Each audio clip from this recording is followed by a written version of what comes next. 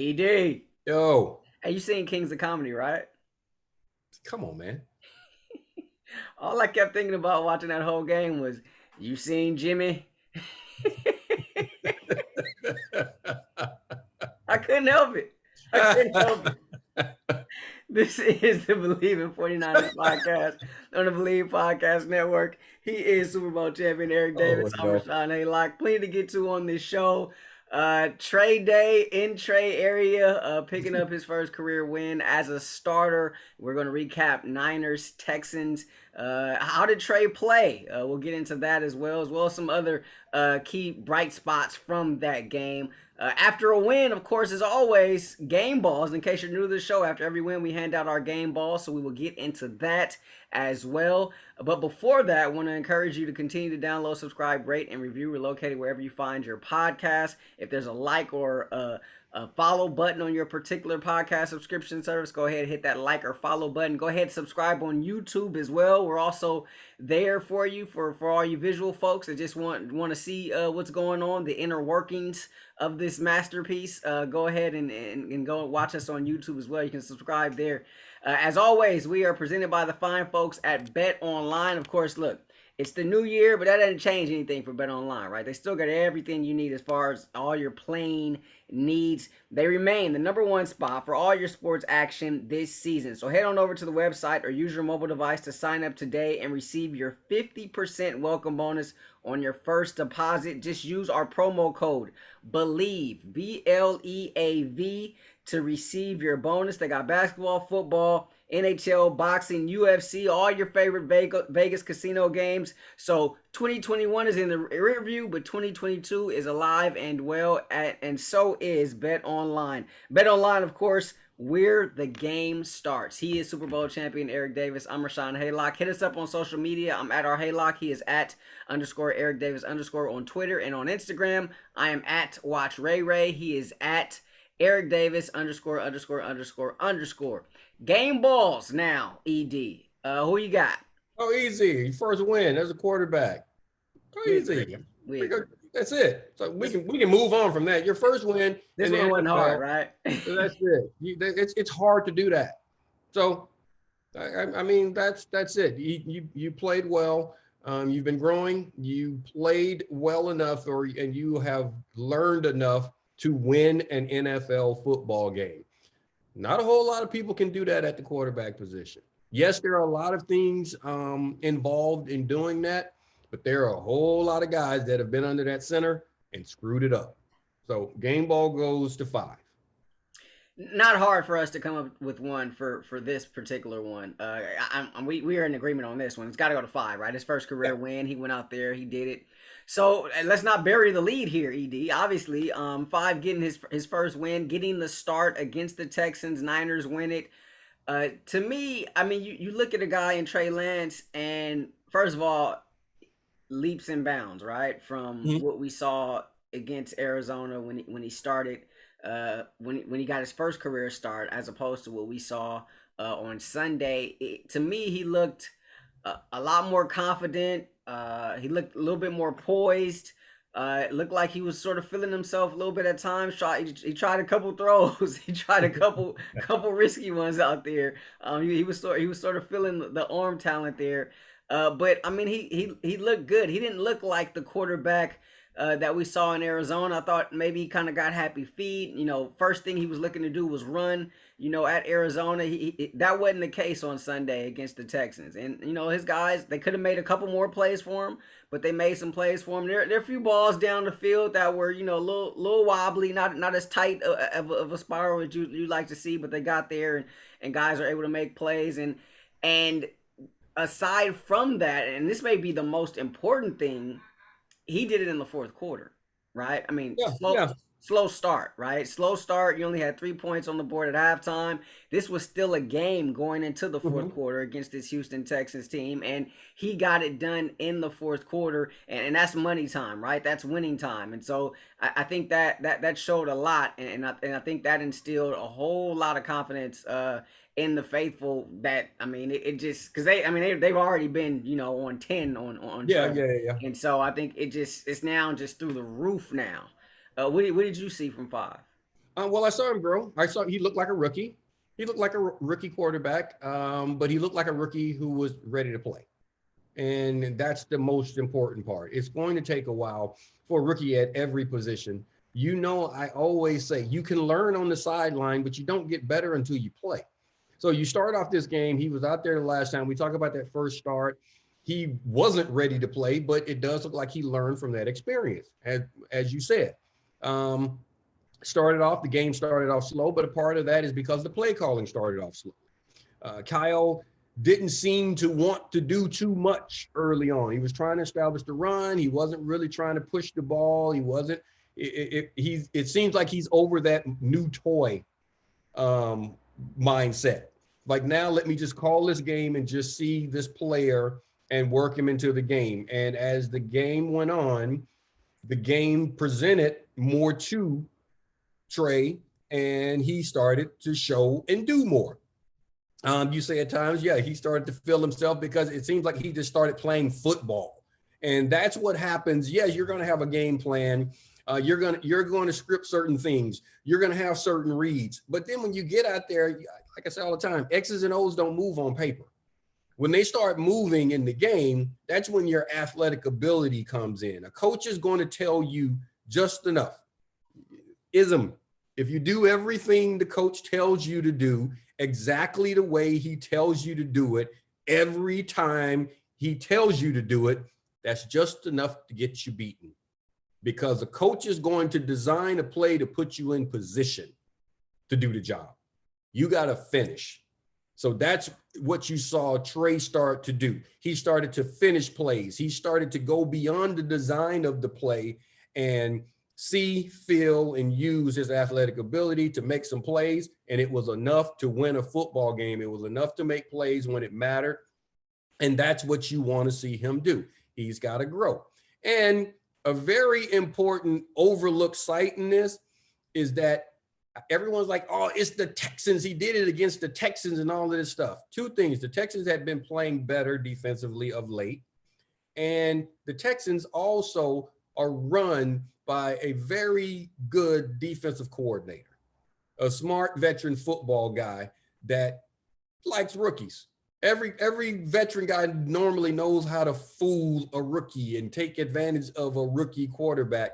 And Trey was able to survive that, not only survive it, in some aspects, thrive in it and win a football game. So game ball to that dude. That's how I see it. So yeah, I mean, looking at what he did, it's something to build off of. And I saw that from a lot of the young guys in this game. Amber, you see him. You see Mitchell continuing to do what he's doing. You look at guys around this team, and as the season has grown on, there's some reason to be a little bit more hopeful about things moving forward. Things aren't as bad, even in the secondary. Things aren't as bad as they have been seeming. Because as you see some of these players start to play, as they grow and develop, I think them things are going to be okay. But back to the quarterback, what I saw, I'm okay with. He didn't have to look like Brady. He didn't have to look like Aaron Rodgers. He didn't have to look like Herbert. Or he didn't, we can watch the kid up in Cincinnati. He didn't have to look. Joe Burrow. He didn't have to look like Burrows, but you know what? And the reason he doesn't, people keep forgetting. And I was saying it during the game when people are, he's trash. He looks awful and all this stuff and all the people that I get it. You want Jimmy. And I keep saying you can actually root for 5 without hating on 10. And vice versa.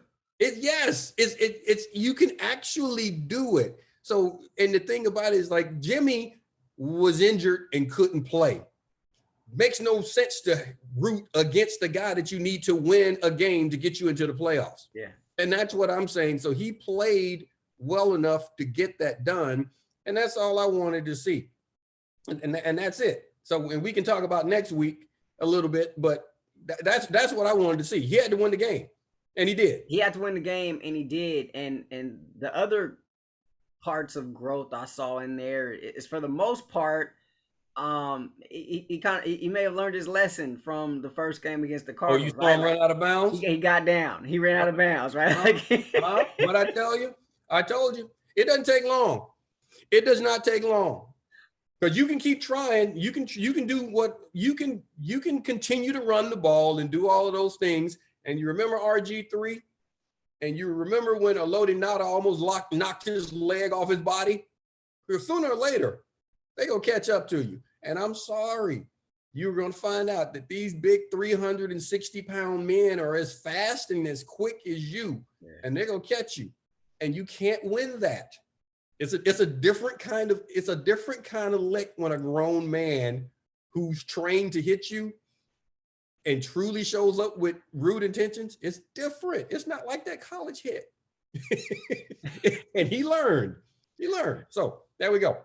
I think you brought up an interesting point as well, and it was something that I noticed watching the game as well, is when you look at you have your core players that are veterans for the most part, but you also have this other core of guys that are young, right? Like Elijah Mitchell was making big time plays. Yep. Obviously, 5 was under center.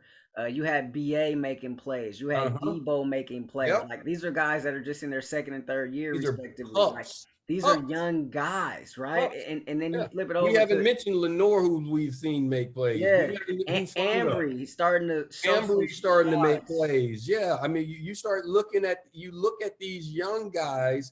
And I mean, even if you look at it, Aziz and Warner and Bosa, this is a very young team. Football team. Yeah. It's a very young football team. So that's why we've talked about it and all these type things and all the ugliness and everything that has been said about Kyle. And there are times where I was like, okay, he doesn't know what he's doing from a planning standpoint and all of that stuff.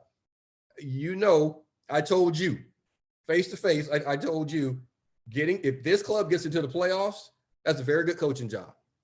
With all the indecision, with everything that you've done as young, and look at this, core players, contributors that you've had to use with these young guys, that's a very good sign. It's a very good coaching job. You make the playoffs. You don't make the playoffs, it's a waste of season. Make the playoffs, that's a good job. I agree. That's why I applaud Kyle for sort of being able to turn it around and get to the point where this team has gotten at this part of the season. But I've kind of pumped the brakes on really just going there yet. Like we're still in a wait and see mode, and obviously it's going to come down to the last week against the Rams. There we go. That's it. To find out whether this team is actually going to be able to get into the postseason or not, and so that's quite the scenario facing this team, and especially with I don't know that it's necessarily uncertainty at quarterback, but I mean there are some questions, and the questions are going to be looming all week. As we record this particular pod, Jimmy was on the practice field. He was throwing the ball today. George Kittle saying that, wow, what a throw, right? After one of his throws, he commented that some of the guys out there were filming him on the sideline for that portion of practice that they can see. Kyle, we go back to Sunday, Kyle Shanahan saying after the game, if Jimmy is 100% and he can do everything, he's going to play. But he doesn't see how Jimmy's going to be 100%. No, well, no, with 100%. So I need some coach speak translation here, ED. Because... There are a lot of things that I'm listening at. Even Jimmy. So Jimmy, when asked about his hand, he said it hurts like fuck. So okay, that's what he said. People, I don't like to use profanity, but that's what he said, right? That's what he said. So why do you say that? You're kind of setting up the fact that I may not play. Why do you put him out there? Why does he take snaps? Yeah, that's a little. You gotta give the Rams something to think about. Jimmy and Kyle have had Sean McVay and his Rams number. He's had their numbers. So you got to make them think about that. You got to make them practice and try to stop the things that Jimmy has been doing, whether you're going to do them or not. Now, flip side of that, you hear Kyle, well, Trey's going to take most of the snaps this week, the majority of the snaps, because you got to have him ready to play. Because you can't put in a game plan for Jimmy if you're saying that that's not what you really want to do with Trey. We've seen how that has fallen apart before. So you're going into it saying if he's 100%. Well, number one, you've already last week you came out and said he needs surgery at the end of the season, correct? It looks like he's gonna need surgery. Yeah. Which means he can't be 100%. That means he's injured. So he can't be 100%. So now the question, and believe me when I say this, it's week 18. There is not a single football player on a roster, on the 53-man, that's 100%. Nobody's 100%. No one. After the first day of contact in training camp, no one's going to be 100% from that time on. And if you just play the game and just deal with the aches and pains of it, that percentage is going to slowly drop every day because no one gets stronger, faster, quicker during the season. You do all that training in the off season, and then you try to prepare for it as you move forward. So that's where they are. So now this is the thing. You make the Rams think about it and you see what's going on. So when I saw what happened, and this is what I said, and it's funny, Twitter, everyone was like, oh, they're setting up, they're already prepared. So if they lose, what I said was, whether you win the game or lose the game, 5 starting would be the right decision. I'm saying that to say, because a lot of people will use revisionist history. Wait, the right decision in terms of what Who we starts? See on Sunday, or the right decision in terms of what's announced? This is when I heard that, so this was based off of the information that I had at the time. So the information that I had was that Jimmy is possibly going to need surgery, which means he is not going to be 100%. We already know that. You're not going to be 100%. So the question is, where are you going to be? And I'm saying 5 is playing well enough to where you can game plan around that from what I saw, and you can move forward with it. Now, so it was based off of that. If Jimmy is 85%, he's not going to be 100.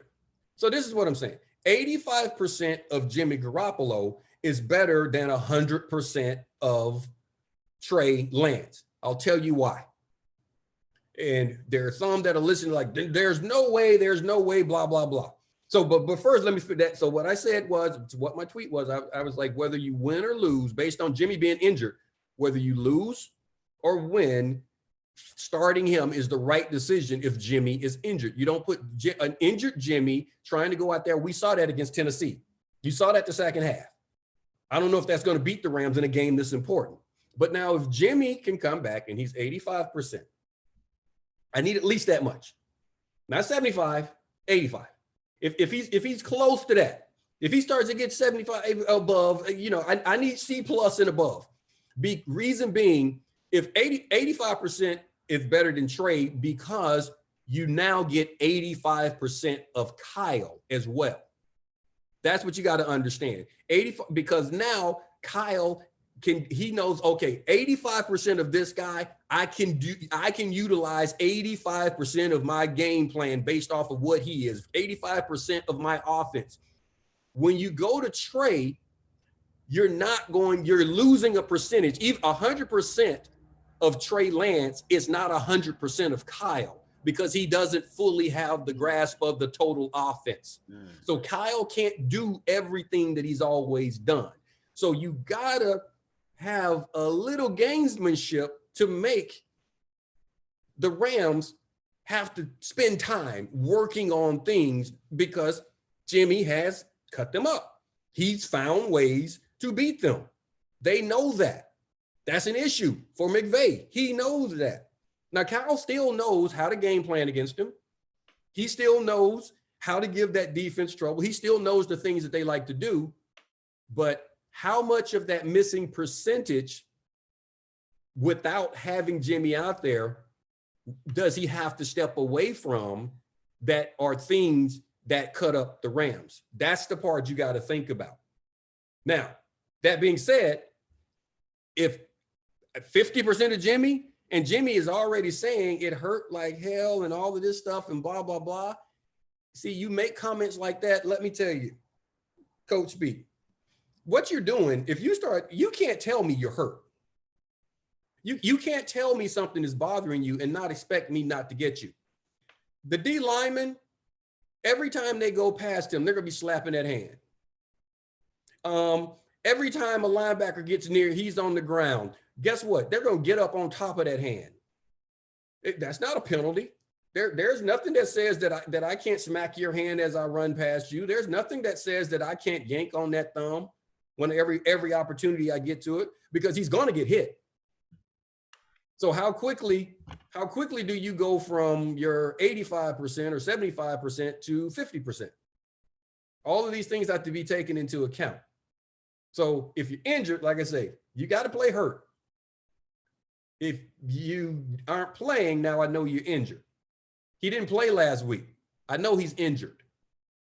So that's why I say playing 5 is the right choice, win or lose, based on that. So you think by him saying, so similar, because I remember last week we talked about this, and he said, Jimmy said that I feel good enough to play, and I thought that was the company line. You didn't particularly think that was the company line. I think Jimmy wanted to play because Jimmy knew what we're saying right now. If Trey Lance goes out and win a game that they had to win that game to keep their playoff chances alive, correct? Correct. Trey Lance goes out and wins the game that they have to win.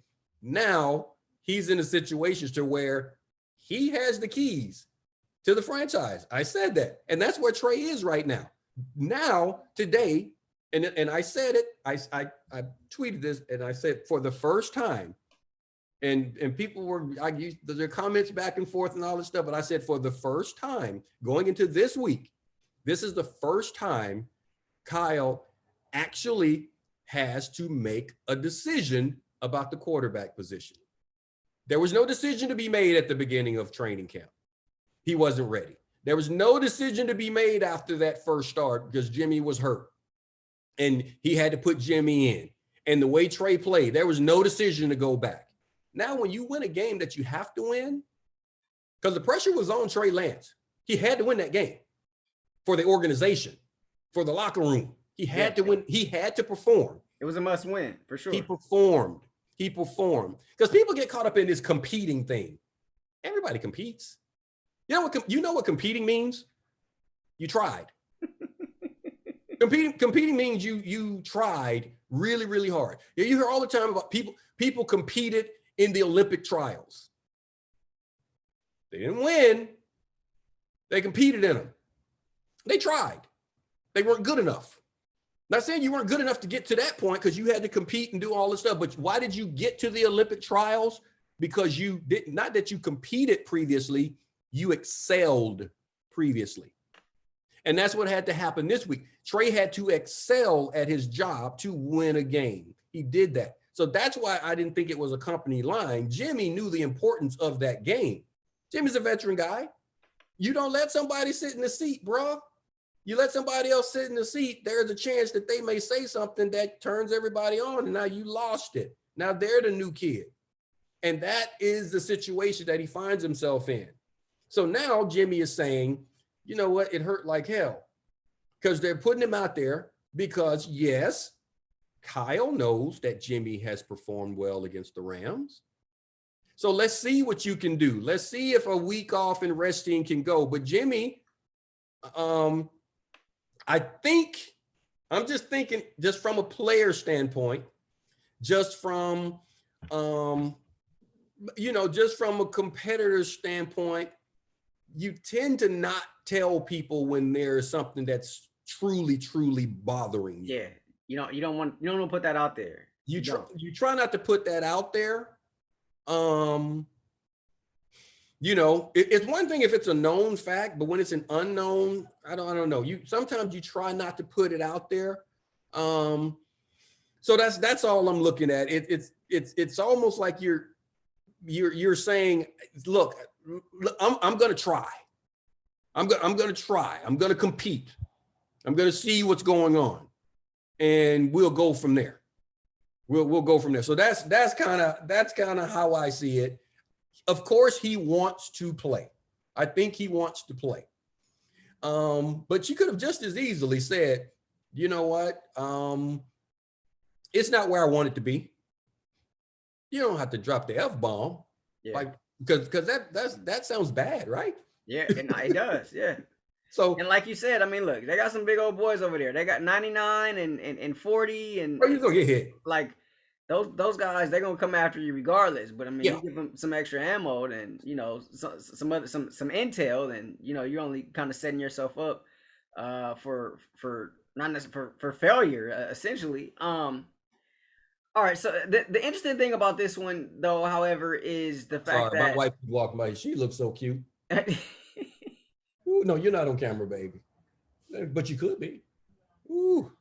Okay, I'm sorry. What was that? What were you talking about? Hey, we love love. I love love. She looked way better than you. I'm sitting there staring at your mug when she came into the room. I'm sorry. Yeah, I'm sorry. There is no comparison. We love love here on the Believe in 49ers pod. What was I saying? Oh, I have no idea. I lost track. It's her fault. This is a must win for the Niners, right? Yes. Essentially, they need it's between the Niners and the Saints, right? The Niners only team in the NFC to not. There's only one spot left in the NFC playoff picture, right? Yes. And so the Niners are the only team yet to have clinched, and so the Saints are still right there knocking on the door, right? So your best way in is to win, right? Yeah, you have to win. If the Saints win, they're in, right? If the Saints win and the Niners lose, well, if they both win, are the Niners in? If they both win, it's the Niners. Okay, then there you go. So all you got to do is win. Okay, that's what I wasn't sure. Yeah. Yeah, okay. Or you might even be able to backdoor yourself in there with a tie. With a tie, yeah, I know they can. If you tie and the Saints lose, I think they can. I think that goes to. I know it was something. Okay, so but if they both win, you're in. So there you go. Yeah. You just got to win. Just like last week, they had to win. So you just have to win this game. You have to win, right? But this is also a must-win game for the Rams too, and from the standpoint of playoff seeding, right? That the NFC West has yet to be determined. And so the Cardinals play the Seahawks, Rams taking on the Niners. If the Rams lose and the Cardinals win, then the Cardinals get back, into the top seed that's what makes it fun. Yeah. So I mean, you got all kinds of stuff. That's what makes it fun, man. I was hoping, and I was really looking at it, and I was like, oh man, I like that because it raises the energy level. It raises the work during the week, the focus. The importance of this game, and you're not going down to play a team that has the backups in, just trying to get reps. They're not playing guys for next year for experience. As you said, this is a game that they want to win, have to win. That's important.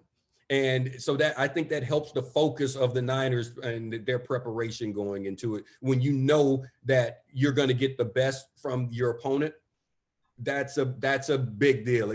Because it's not a playoff game. It's a playoff type. It'll be a playoff type atmosphere.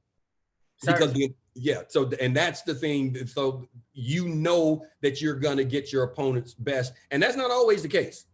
So having said that. And factoring all that in, you still believe that it's in the Niners' best interest to put 5 out there. If on the road, playoff type atmosphere, you got to win, or season could possibly be done. You still think it's best for 5 to go in there? If Jimmy is injured, yes. Hurt, like I said, you can play. I tell you, football players have to hurt because whatever. So you have to be able to perform hurt. Yeah, you gotta be able to perform hurt. You got to. And I explained that earlier. 85% of Jimmy is better than 100% of Trey. 75% of Jimmy may be better than 100% of Trey because you get 85% of Kyle. We've seen 100% of Jimmy and 100% of Kyle cut teams up. We've seen that. When they're both at their best, And in sync, we know that the offense can move the ball and score points. We know that they can put up 30. But if he can't give you that, if that thumb is hurt and he can't give you that, and he's talking about you got to, what I saw, that percentage of Trey and that percentage of Kyle is good enough to win a football game, even against the Rams. So we're gonna get into this game obviously during the week, but I can't help it. I gotta throw this one at you. So assuming Trey's in there, right? Mm-hmm. You know the Niners.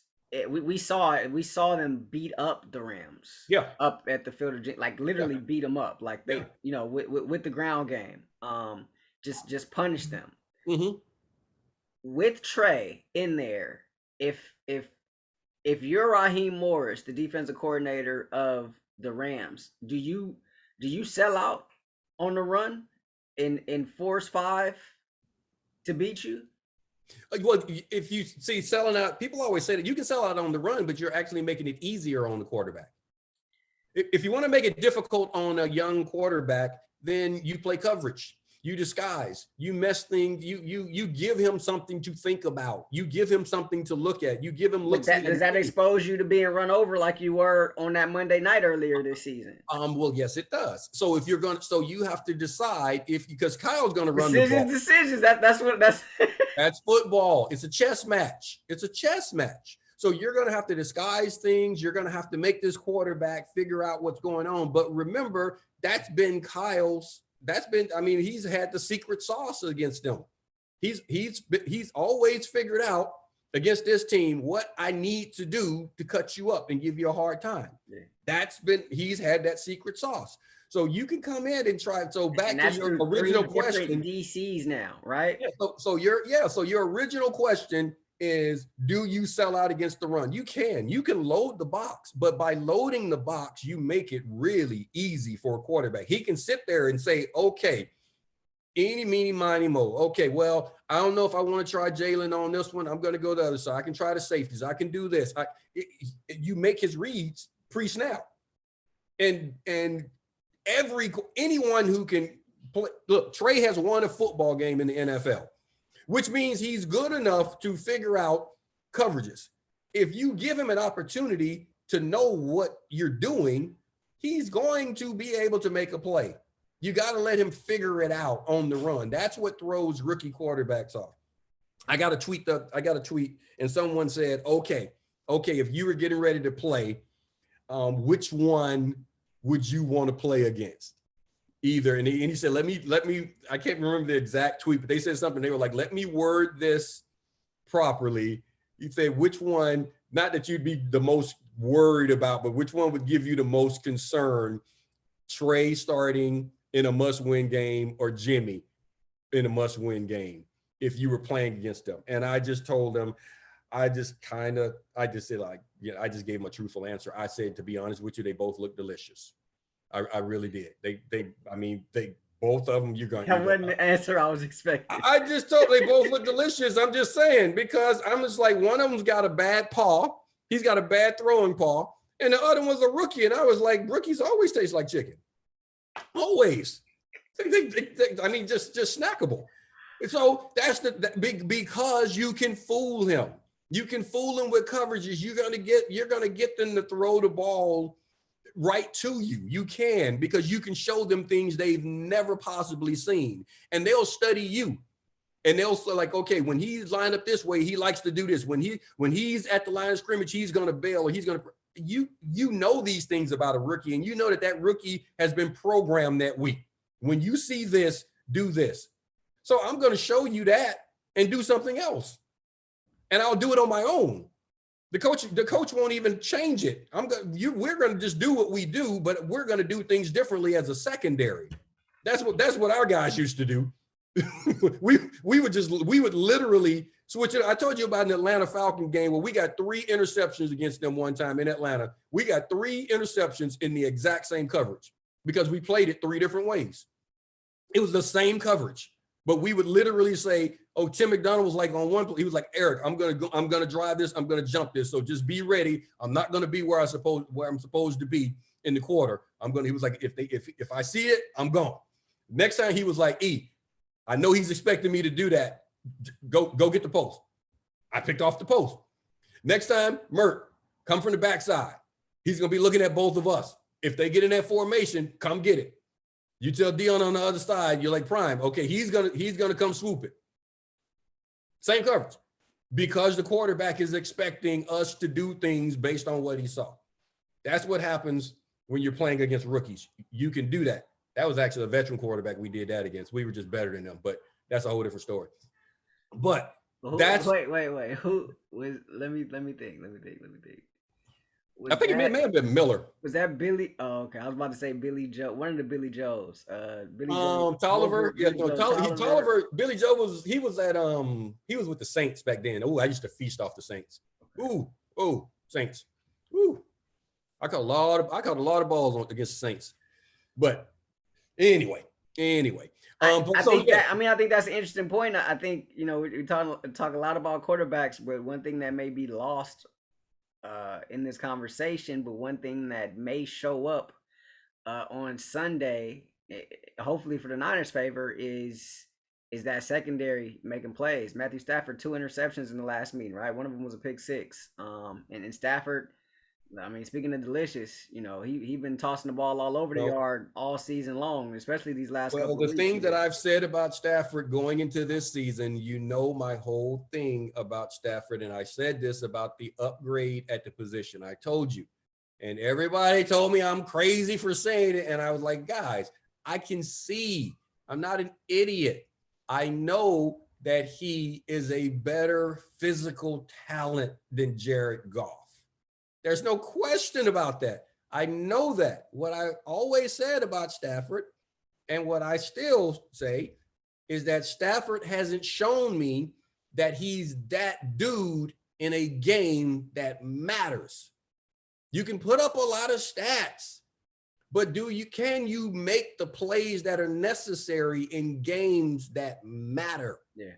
That's what he hasn't done. And this is, so this is one of those games. Yeah, if that happens, the Niners cannot allow the Rams to win this game in spite of Matthew Stafford. Exactly. The Rams have won their last couple games. They have won in spite of Matthew Stafford's shortcomings. Niners cannot allow them to do that. Funny stat that someone put out, Lindsey Theory put out from ESPN the other day. Stafford 4 pick sixes this season. Goff had 4 pick sixes in his 5 seasons with the Rams, which was interesting if you're into that sort of thing. So we'll be back later on this week to break this game down. Don't want to get too far into it now. I mean, I'm already kind of there. I might have used all my best material on you already. Well, what's gonna happen as we get further into the week? We're gonna see more about Jimmy and where we are at the quarterback position. And then we'll also find out more, because this is something that's developing right now. The entire secondary can't practice because they're all in COVID protocol. That part. So that's going to be important. And we'll see how that plays out. Reason being, you got some young players back there. And as an older player, you don't need that practice time as much, because you understand. So me as a young player, my first, second, third year in the league, I couldn't have missed the entire week like I did later. And I've already told you about, I had a season where I just simply didn't practice. After about the third or fourth week, I didn't practice the rest of the year. I just played on Sunday, took a shot and played on Sunday. Because early on, all I knew was what I was supposed to do. As you get older, you know what you're doing, all your neighbors in the huddle. Then you flip over to the offense. By the time I got there, I wasn't playing against the players on the field. I was playing the puppet master up in the press box, the guy calling the plays. I know who you are and what you like to do, and the players are going to do according to what you like to do, because you're going to call the game a certain way. Certain parts of the field, you like certain plays. I know that. So once I get the defenses down and I know the offense, I know what you're going to do. I don't need that prep time. A young guy like Thomas, he needs that time. In some cases, Mosley coming back. That's a young player. They need that time on the field to see all the type things and work with the guys, even though he's coming back off the IR out there. All these guys got to work together. So that's something that we'll get into later in the week as well. We'll know who's actually available, because that's going to be a big story. We're talking about Matthew Stafford, but who's actually going to be playing? Yeah, that's a big deal. The Rams have had their issues with the protocols. The Texans have, who Niners just saw. I mean, every team, right? Every team has had their issues, and they've had to go out there and play some games shorthanded. Of course, we all remember that Thursday night game. Last year against the Packers, where everybody was blowing it up, saying that the Niners actually had a chance in that game. And I have a feeling though. I actually have a feeling though. Everybody's going to be healthy for this one come Sunday. Just a feeling. Just a feeling. I hope that, my friend, is correct. He is Super Bowl champion Eric Davis. I'm Rahshaun Haylock. Make sure you continue to involve yourself in the conversation. We're located on social media. On Twitter, I'm at @RHaylock. He is at _Eric Davis _ and on Instagram, I'm at Watch Ray Ray. He is at Eric Davis _ _____. Be sure to continue to download, subscribe, rate, and review. Also, subscribe on YouTube as well. And so we're going to be back later this week to break down this big Week 18 affair. Can you believe Week 18? This is the first year of the 17-week season. So we're playing a whole nother game. So it'll be the Niners visiting the Rams at SoFi Stadium. A lot of implications on the line. Niners need to win to get into the dance.